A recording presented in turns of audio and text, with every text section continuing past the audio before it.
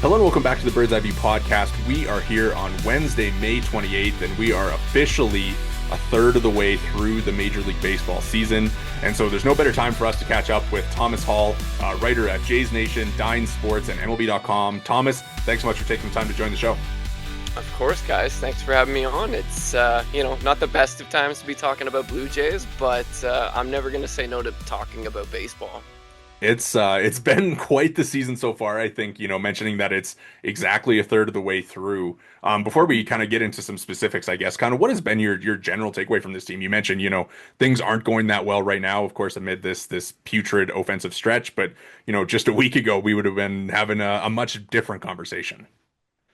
Yeah, it's been a roller coaster, right? Like the highs have been really high, the lows have been really low. The extremes have been something else that I haven't really been able to wrap my head around so far. I'm sure you guys as well are in the same boat, but yeah, the offensive struggles are what they are. They're not a new thing for this team. Unfortunately, they date back the last couple of seasons. The bullpen, despite being overused, overworked, like that's probably been one of the earliest standouts for me, at least. The rotation has been solid outside of that number 5 spot, but I mean, really, like when you want to dig deep onto this team, it all comes back to the offense. Well, we were going to get in obviously to all the pitching stuff, like you just mentioned, the fifth starter spot and all that. But I think the hitting is really the big story of this team. Given that we are, almost into June now, do you think it's safe to say this is kind of who the Blue Jays are? Yeah, the problem is they don't have an identity, right? Their offense is just, they're going to rely heavily on their pitching staff. They're going to try and scratch across as a few runs, as many runs as they can. But, the fact that you have Anthony Santander yet to really get going, he's battling that hip injury or inflammation, whatever it is. And now he's having to manage his explosiveness at the plate, which gets him away from what he's actually here to do, and that's hit for power. So, when you look at the offense as a whole, like they make most of the time they make good quality swing decisions. They don't strike out much. They get on base through walks. They hit for a lot of singles. Like they're a really good singles hitting team. They're one of the best contact oriented hitting offenses in the league. They just don't have the power again like we've seen. And when you go back to the offseason and Anthony Santander is really your only big offensive offseason addition, it's not a huge surprise that we're in this position where the Blue Jays have been one of the worst power hitting teams in the majors. The fact that the issues with hitting with runners in scoring position again has been a big issue. They're 3 for 36 since last Friday against Tampa Bay, which is horrendous.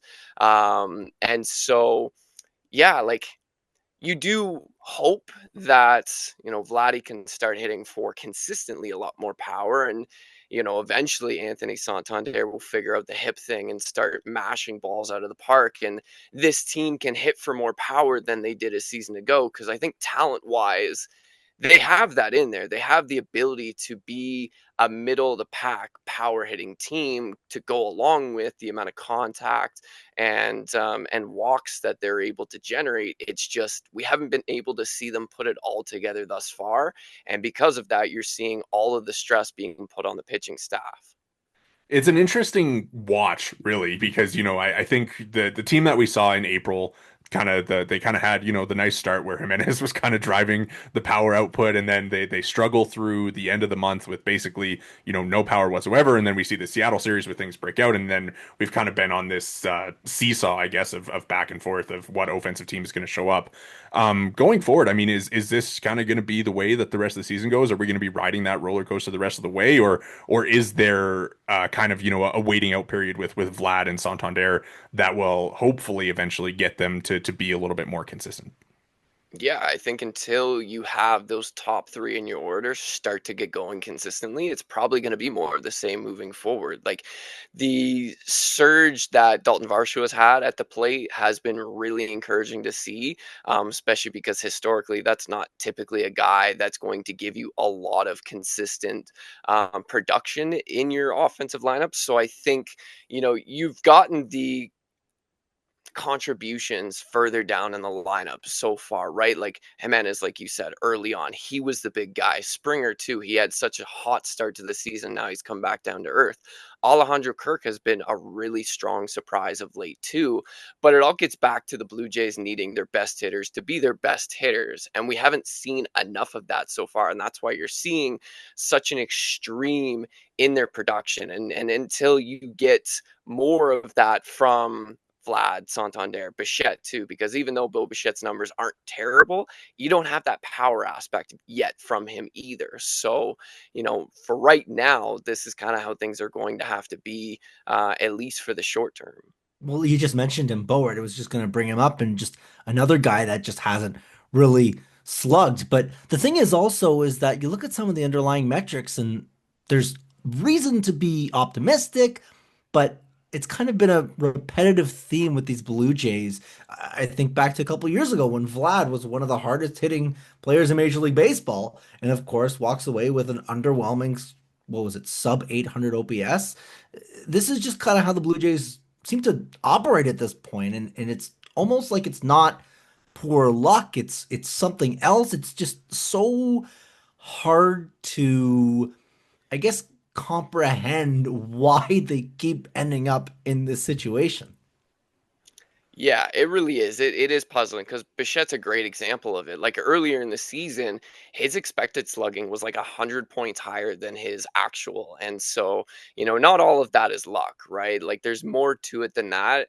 If you go back to even last night's game where the Jays had leadoff doubles to begin each of the first two innings, and they stranded both of those guys. Like I think as much as they are doing some really strong things at the plate, I think a lot of the times from what I'm seeing, they're trying to do a little bit too much. Like they are human beings at the end of the day, right? Like they know that their offense has been struggling through the first months of the season. They know that their pitchers have been overworked and that they need a break and that the offense is going to have to be the solution to that. So I think a lot of the times lately they have been trying to force things. They've been swinging at pitches in when they've had count leverage at pitches that aren't hittable or aren't good quality pitches to hit at. They're, last night was a good example where you had hitters in 1-1 counts, 2-0 counts, and they're offering at pitches that are inside off the plate or up and away. And it's just, that's not putting yourself in a position to succeed, right? Like as much as you want to try and be aggressive, you have to find that balance. And I think too much we've seen this year the Blue Jays not being able to find a proper balance between being passive and being aggressive. And that's ultimately on the hitters themselves to figure it out. But at the same time, it's really interesting to see how things are going to unfold, what adjustments are going to be made with the new hitting staff that the Blue Jays have, led by David Popkins. Because I'm a huge David Popkins fan, and so I'm really intrigued as to how he's going to help them get out of these woes and put together some more consistent quality at bats moving forward. Yeah, a lot of the conversation right now, I kind of want to dig in on Anthony Santander, right? Because of course he has been, as you mentioned earlier, the big addition in the offseason and the production just really hasn't been good enough at this point. And you alluded as well, I think, to Keegan Matheson's kind of tweet earlier where he mentioned, Santander has been dealing with the injuries and that's kind of helping him like aim for contact a little bit more than power. And of course he's here for power. So I think it is going to be an interesting conversation to see what he does. But if the injury is limiting him to that extent, I mean, shouldn't he maybe just be on the IL, or what do you kind of make of that? Yeah, like that would be where I would land. Like honestly, like when I was there down at the Rogers Center last Thursday, That was kind of my takeaway where it's evident that Anthony Santander isn't himself at the plate. Like he is just managing this hip, and it's hampering him to be himself, like to be that pure power hitter, somebody who is one of the better hitters in all of baseball at pulling their fly balls and generating a lot of home runs because of that. And like the Blue Jays didn't bring him in to be a 280 average hitter. Like that's not his game. And if he is having trouble with hitting the balls out of the park or exploding through his hips, then what's the harm in having him down for a week and a half to 2 weeks? Like I get that John Schneider doesn't want to lose him for that amount of time. He said that as much last week before the Jays went out on their road trip. But at the same time, I think they're doing Santander and the rest of their offense a disservice by having him just continue to grind through this. Like the results aren't coming really for Santander. So how much are you really benefiting from still having him in the lineup at this point? You know what I also wonder is just if it's a depth question, right? I mean, who jumps in there? Is it Class A taking regular ABs? Is that the solution? Because with Santander, he's down for an extended period. He hits the IL. Maybe he needs a rehab stint, and at that point, you're looking at almost July potentially, with him potentially returning. And can the Jays afford to be without a guy like that for such an extended period of time? Is that going to steward the season? It's kind of like it's tough to weigh the pros and cons because they're so ill equipped for this set of circumstances. Yeah, and that gets back to them just not doing enough in the off season to lengthen out this lineup too, right? Like if you had better options, especially from the right side, you'd be able to very easily put Santander in the IL and not lose all that much without him. But again, too, when he has a WRC plus well below 100, like he's not helping your lineup at this point either. Not more than somebody like Clase, or if you even dip down to Buffalo, like Davis Schneider, he's probably not going to give you a ton if you were to call him back up, but he's doing fairly well these days down at AAA Buffalo. He's kind of figured things out. Relvis Martinez is even having a good month so far, May, down in Buffalo too. So like it's neither of those guys are going to be saviors or anything for this Blue Jays lineup. But it would give them at least a bit of a spark, you would hope. Somebody who could at least give you a bit more power than what you're getting out of Santander right now. Yeah, the problem is the savior is a 19-year-old shortstop in high A. I don't think he's Yeah. going to be the guy. Yeah. Uh, If you were in the GM chair, I mean, obviously, you mentioned you put Santander on the IL, but is there a specific individual that you would kind of highlight as the guy that you would, be most willing to give that shot to? Yeah, I think ultimately would come down to what type of at bats you're able to give. Like if you're calling up Elvis Martinez, let's say, I don't want him playing once or twice a week. Like I Yeah. want his bat in the lineup probably as often as you're having Addison Barger in the lineup. Like he's got to play close to every day, and unfortunately that'd be a little tricky just because of the issues he's having against right-handed pitching.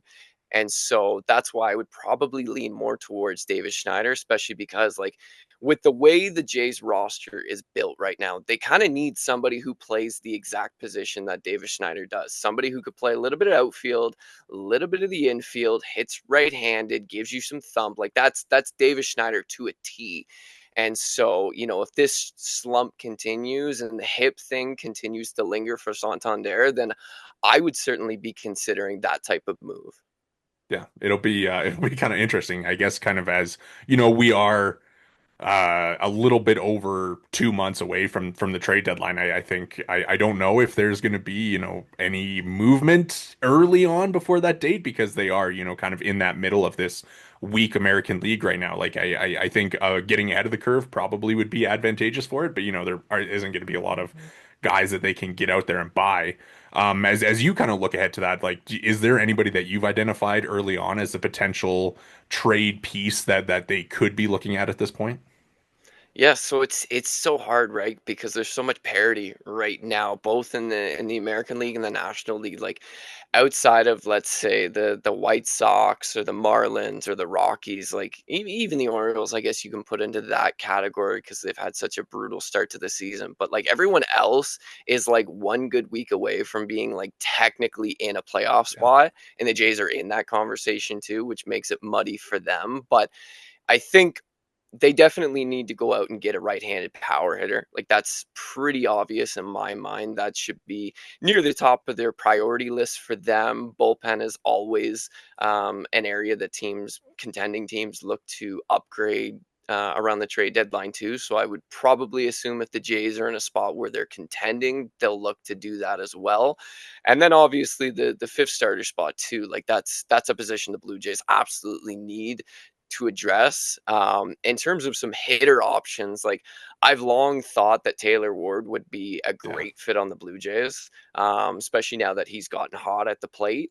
I don't think a trade's going to happen anytime soon, just because, like, again, the Angels could go on a tear over the next 7 to 10 days, and they're like, hey, we're in it technically, right? So if things go the way everyone expects them to, the Angels should sell, and I would imagine Taylor Ward's a guy that should be available. Looking at Baltimore, Ryan O'Hearn would make a lot of Yeah. sense, even though he hits left. And the fit would be a little tricky just because of the amount of Yeah. outfielders the Jays currently have, and Vladdy playing at first. If Santander's DHing, I don't really know how you make all the pieces fit, but that's John Schneider's problem.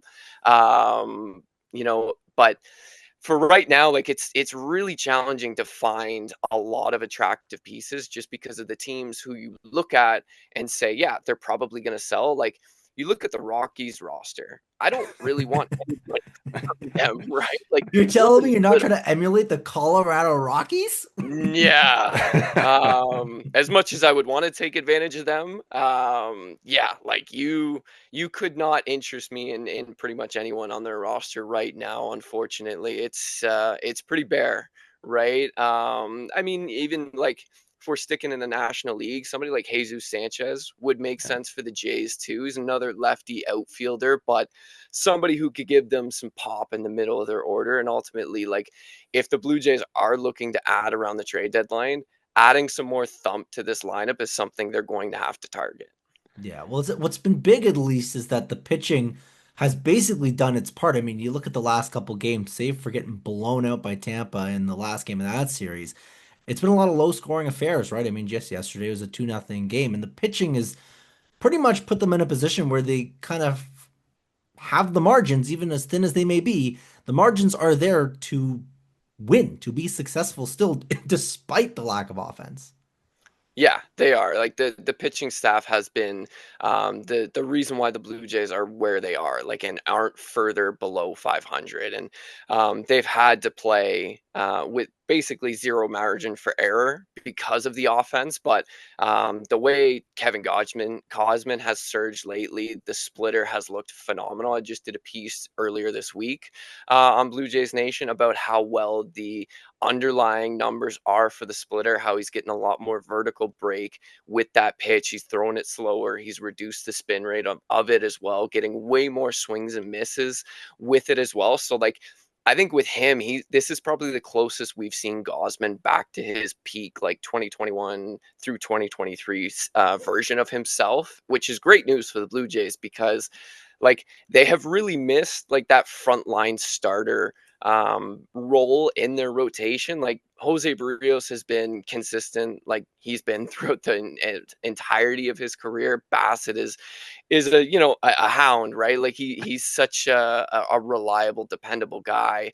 Got off to a really good start this season, but like he was never going to sustain that type of run that he was on. Like he was always due for a natural regression, and even with that, he's still a solid middle of the rotation guy. So it's really just Bowden Francis and that fifth spot. Even Bowden had a really strong, encouraging, like badly needed that bounce back outing last night against Texas. And it's the Rangers lineup. They're one of the worst ones in baseball. But I think regardless of that, he really needed that type of outing, and hopefully that's something he can build on moving forward here, because it's going to be really tough if the Blue Jays have to figure out two of the spots in their rotation, let alone just one, given how little pitching depth they actually have right now.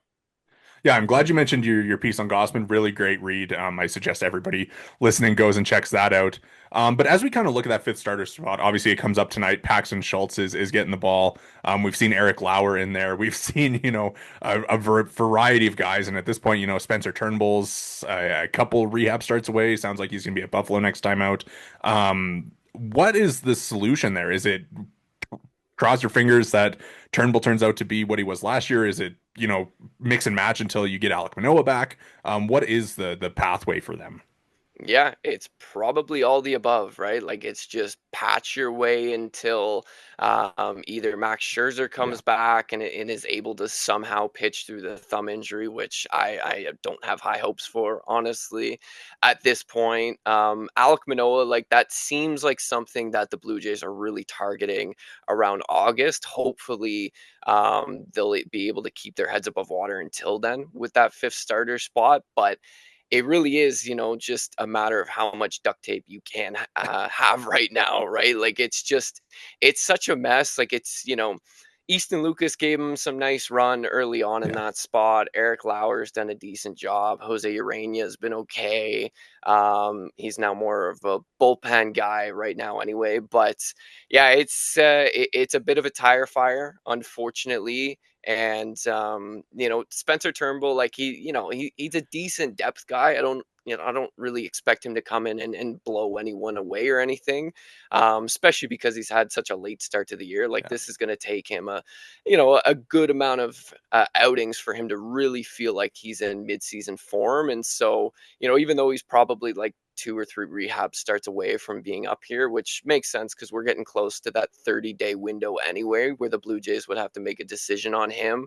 I think right now they're just looking for innings out of that spot, just somebody who can go twice through the order, 5 innings, maybe a little bit more, just to take a little bit of pressure off of the bullpen, and hopefully that'll just get them through, hopefully closer to the trade deadline. Maybe they can pick up a depth starter, somebody who could just at least give them another option other than Alek Manoah, because we don't even know what Manoah is Yeah. going to look like, right? Like Tommy John is, the way guys are able to come back from such a significant surgery is a lot easier now than it was, even 2, 3 years ago. But even before he went down due to injury, Manoah was not a all-star pitcher by any means, right? So the Blue Jays certainly can't put all of their eggs in his basket and hope that just he can come up and help fortify that back end of the rotation. Your use of the phrase tire fire probably answers my next question. But is there anyone in that particular group that you have any specific belief in? And I'd even include maybe like a Scherzer in that discussion, in addition to kind of the rest of the quadruple A types. Yeah, I mean, like Scherzer is the one you're really hoping that comes out of the group and solidifies the spot, but it's all about the thumb and I guess the back too, but that's probably more of a minor thing than anything. Like I just because he's been dealing with this thumb injury for as long as he has, I just don't have a lot of confidence in his ability to make a string of starts. Like, sure, like maybe he goes out and he faces some live hitters. He goes through all the necessary procedures and is able to go out a rehab assignment. And maybe, he makes 3 or 4 starts. Everything looks good. He comes back and then boom, something happens. He makes one start and then he's back on the IL. Like it's just that seems to be the pattern for him for the last couple of years, with just how sensitive that thumb is. And because of that, like I don't know. Eric Lauer's looked okay. Like I like some of the pitch shapes that he has, especially the fastball too. If he's able to locate that consistently at the top of the strike zone, it's able to set up the rest of his pitches very effectively. But he's not somebody that you can probably hang your hat on and say, yeah, he's our fifth starter as a team that's looking to compete for a playoff spot. So I think it's just try and move ahead over these next couple months and hope you can find a solution closer to the trade deadline. This episode of the Bird's Eye View podcast is brought to you by BioSteel. Use code Bird's Eye View at checkout for 20% off your order at biosteel.ca. Again, that's code Bird's Eye View at checkout for 20% off your order. For all your high performance hydration needs, visit biosteel.ca. Thank you again to BioSteel for sponsoring today's episode. Yeah, a guy who would certainly maybe kind of fit the role that they're looking for is Ryan Yarbrough, a guy that you wrote about at Jays Nation today. He's been excellent for the Yankees his last couple times out. It's kind of funny, the way that things have progressed with obviously, it's sure like Scherzer's spring performances feel like years ago, where he's racking up the whiffs and the strikeouts and everything like that. It's crazy just the way that things have unfolded for this rotation. I guess kind of, for your piece on Yarborough, I mean, it's a little,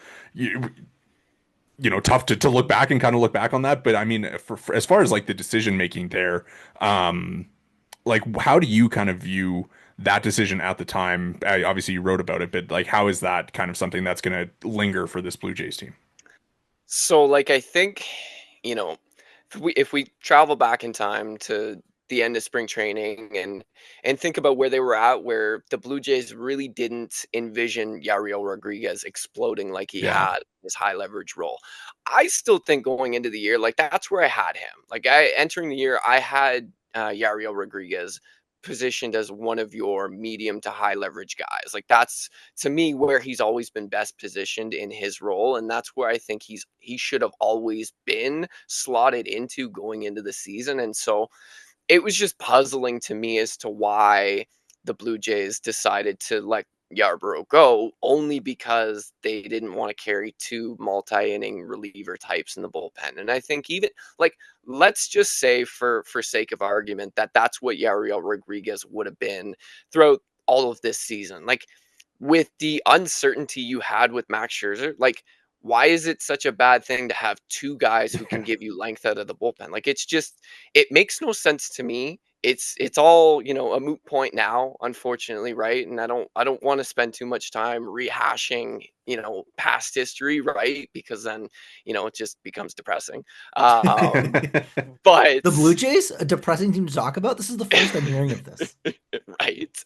But yeah, no, like I'm really happy for Ryan. Like really good guy to root for. I'm so happy that not only is he thriving because he got off to a rough start to begin his Yankees tenure. Like it was not going well out of the gate. So, you're thinking, oh man, like this is a guy who's not going to last long in the Yankees organization. Like he's going to be off to his next stop, wherever that might be. But he's settled in. Now he's in a string of starting four straight.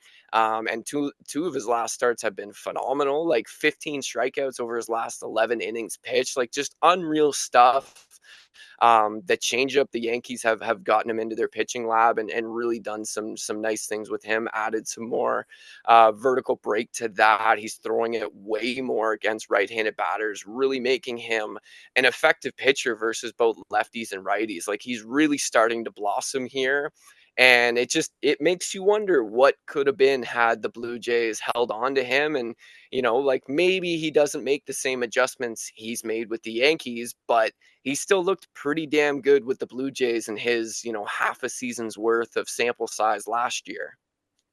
Yeah, it's definitely maybe one that got away for sure. Yeah. I'm glad you brought up Yariel because really, really nice development for him recently, kind of, settling into this high leverage role, especially given the fact that Jimmy Garcia is now on the injured list. As far as the bullpen goes, obviously Hoffman, I don't think that anybody's, super concerned about that. Obviously the ERA is ugly, but everything else looks generally okay. I think that's fine there. As they get back, Swanson and Sandlin, obviously Swanson seems closer. How do you kind of see the leverage pecking order kind of playing out here in the meantime before Jimmy is back? So, like Brendan Little is definitely a guy you want in a high leverage spot. Chad Green, I mean, like the home runs are such a problem right now. Like I don't really want him, at the top of the circle of trust. Honestly, I'd probably put the two lefties Yeah. ahead of him right now, especially the way Mason Fluharty has pitched. Like, what an unbelievable success story for the Blue Jays, and something they really needed to, because the bullpen, like, entering the year, I kind of thought, hey, you could probably use another high leverage arm in that pen, but clearly they were high on Mason Fluharty. Maybe they had some sort of inkling on Yariel eventually coming into form in that type of role. So, I think moving forward here, you probably should ease Eric Swanson back in just because he's had such a late start. This is basically still spring training for him, so I wouldn't want to throw him right into the fire right out of the gate.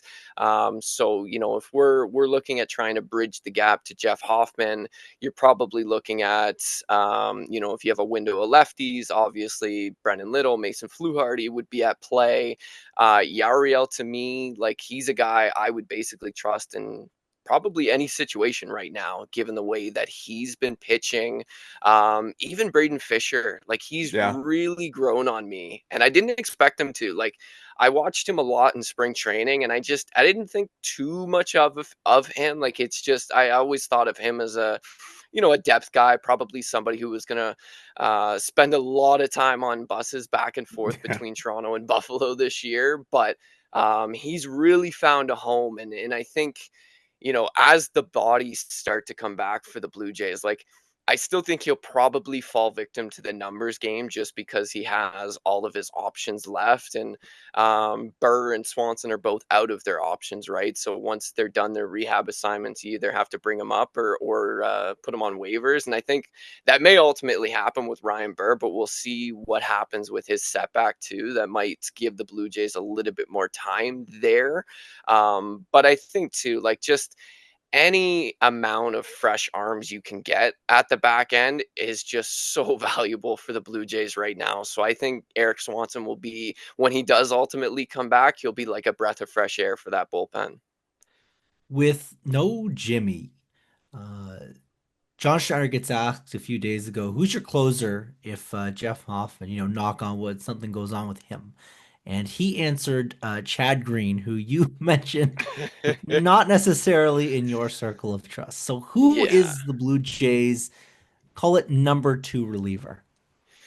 Oh, I think, if Hoffman's not available, it should totally depend on situation. And like, we're gonna see Chad Green in there. John Schneider doesn't care about my opinion whatsoever. And fair enough. I'm not a baseball manager. What do I know? But I think, again, like, if you're facing a string of lefties, like, Brendan Little better be getting the ball in the ninth inning, or whatever the situation is.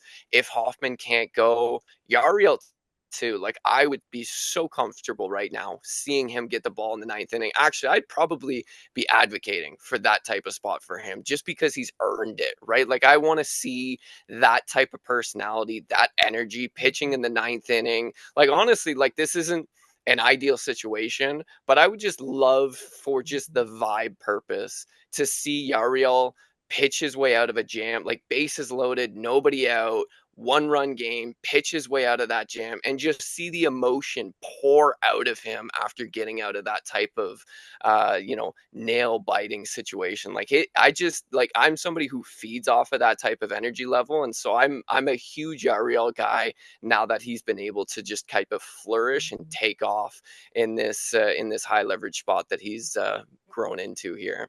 They need some more psychos on the roster, I Yes, think. yes, they do. Like, I might be dating myself a little bit here, but seeing John Roush pitch for the Yeah. Blue Oh yeah, Jays, I was that at the game where the jersey gets ripped off and all that stuff. yeah, that's my type of guy. Like, I will run through a wall for you, like that type of guy. Like, pitch with your hair on fire. So I'm all for leverage Yariel right now. Yeah, it's been exciting to watch. It's great to kind of see him settle into that role, settle into a role really, because he kind of has, Hmm. been without one. Before we let you go here, seems like one of the number one storylines of this Blue Jays season has been not on the Blue Jays, of course, with some of the progress that some of the guys in the minor leagues have made this year. Notably, Arjun Amala, he was just named the Northwest Player of the Week for his performance. I think you could have made a really good case that Trey Savage deserved the pitcher of the week as well, which would have been pretty cool to see both the Blue Jays first round picks win those awards. But kind of starting with Arjun, I mean, for you kind of seeing his breakout, what have or how excited have you been just really to see that? Oh man, it's been a blast. I mean, as somebody who lives on the East Coast, it's been a lot of late nights watching the Canadians play. Especially now that you have Trey Savage up there, Yeah. Cal Steven. Like it's just it's the loins of the Blue Jays prospect system really all at Vancouver right now, and Arjun is at the heart of that. Like it blows me away how somebody that young and somebody who went through as many struggles as he did this time. Like this time last year, he was on the development list, and now he's at high A. He's got almost 10 home runs on the season. He's like completely cut down the swing and miss too, where his strikeout rate is below 20%, riding a slugging percentage of 545. Like it's just been unbelievable to see how quickly his development has come in such a short period of time. And it just makes you so encouraged about what the future holds for him because now he looks like a blue chip prospect. Like he is your future shortstop, franchise shortstop. And it's certainly an intriguing time for the Blue Jays to see that, given Bo Bichette's a pending free agent. And of course Arjun's probably like 2 or 3 years away, maybe less, if he continues on this trajectory. But he's much must watch TV right now. And it's incredible to be saying that when he was struggling as much as he was this time last year. Yeah, I mean, BA had that article. This is what a future star looks like. Before Zach and I hit the record button, we were comparing his and Bo's numbers at high A, and you know, Arjun's doing this in Vancouver compared to Bo doing it in Dunedin at the high A level at age 19, where it's a lot harder to hit bombs in Vancouver than it is in Florida. I mean, the WRC plus is higher for Arjun Nimal. Like, it seems like this is a potential impact slugger that might stick at shortstop, that has all the tools, sounds like he's got the makeup. Like, this is a dude by everything you hear. Yeah, he really is. Like he's somebody that you want to keep your eye on every single time he comes to the plate or is in the field. Like even his defense has come so much further than it was a year ago. Like his range is phenomenal so far. He's still got a little bit to do in terms of his ranging towards the hole, between shortstop and third base. But for a 19-year-old, like he checks every single box that you could possibly imagine, and it really is exciting to see where his career is going to go moving forward. Like I do envision him, assuming he stays healthy and stays on this pathway, we'll probably see him up in Double A before the end of the year, just to give him a little bit of an early preview as to what next year will look like. Like I wouldn't be upset at all if he spent all of next season at Double A. Maybe he gets, maybe if he does really well, he gets a well-deserved promotion to Triple A. But for as young as he is and as well as he's doing, I would want to take it a little bit cautiously, just not to rush him so quickly to the majors, just because I think a lot of teams get a little too carried away with that. And the Blue Jays themselves even they did that a little bit too early with Arjun last year, where he didn't really need to go to single A Dunedin right out of the chute, and ultimately it set him back a little bit too. So as much as much progress as he's made so far, I do think they need to be careful with how quickly they move him up the system. Would you say the same thing for Trey Savage?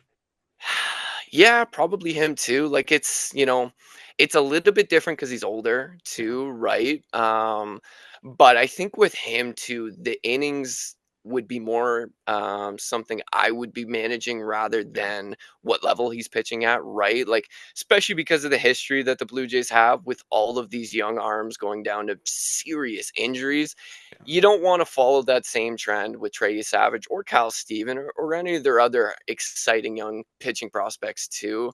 So I think with Trey, like I would stick him at high A for the rest of this year. Again, like I would even maybe follow a similar trajectory between him and Arjun, Yeah. where you spend them for the most of you spend them this year at high A. Next year you spend the majority of it at double A. Maybe you get an early ticket or a late season ticket to triple A, but I wouldn't want to work him too quickly, just because you want to be careful of that arm, especially because of his delivery too, right? Yeah. That's fascinating. That's such a contrarian take, I feel like, on you, Savage. I mean, who was it? Jamie Campbell was like, "Yeah, we'll see this kid in the major leagues in the year," and you're like, "We're gonna like cool it here, leave him in Yeah, Vancouver." yeah, and I'm not, a lot of people don't like me for my rational, sensible opinions, unfortunately. But yeah, I would love to see him come up and be like Paul Skeens and just punch tickets out and be a future stud for the Blue Jays rotation. But it's just because of the epidemic that pitching injuries are. Like it's just for somebody who's that important to the Blue Jays prospect system and the future of their rotation moving forward. I would hate to move him too quickly, log too many innings too quickly, too much stress and force on his arm that he ultimately goes down and misses a year plus because you were too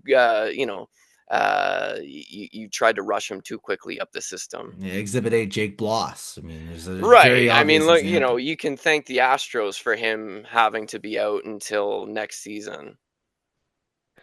Well, I'll say we respect the rational takes. I feel like we try to be rational here. Obviously it's the way it goes, and people do love to get their prospects up, and there's a reason why prospects are such a divisive topic. I'll say that. Mhm. All right. Well, Thomas, we really appreciate you taking the time to do this. We really enjoyed this conversation. Appreciate you being able to hit so many different topics, and we'll keep following along with your work. Of course. Thanks for having me on, guys. It's always fun talking Blue Jays and baseball with some new guys on the block too. Next time we'll have to discuss the Oilers stuff behind you there. Oh yeah, definitely. Just I'm glad you didn't ask about Zach Hyman because that's a very sensitive topic right now. After it seems like he's done for the year now, but yeah, one win away from a rematch, probably against the Panthers. So I should have prefaced as a Calgary guy. oh, it's a good thing you said that now versus at the start of the episode.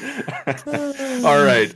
Well, that is Thomas Hall, a writer with Jays Nation, Dine Sports, and MLB.com. You can follow him on Twitter or X at Hall_Thomas_. And that is going to do it for us here today at the Bird's Eye View podcast. Make sure to hit the subscribing like buttons if you're watching on YouTube. You can find us there at the Bird's Eye View Pod. If you're listening along on the podcast provider of your choice, make sure to drop a follow and review. You can follow us all on Twitter or X. I am at Worden_Zach. Jori is at Jori Negin-Shecter, and the pod is at BEV_pod. Thank you so much for listening.